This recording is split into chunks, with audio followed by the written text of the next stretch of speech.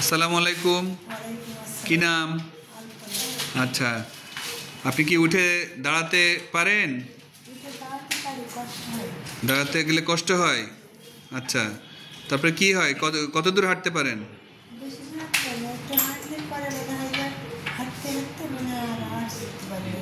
কি হয়? কোন পা? দুই পা অবশ হয়ে যায়। আচ্ছা, দাঁড়াতে গেলে কেমন হয়? শোয়া থেকে দাঁড়াতে গেলে খুব কষ্ট হয়। আচ্ছা, ঠিক আছে, হেঁটে আসেন। এখন কি আর পা অবশ হয় আগের মতো? অপারেশন হয়েছে কবে? কালকে। অপারেশনের আগে আপনার দাঁড়ালে পা অবশ হয়ে যেত। কত দূর হাঁটতে পারতেন?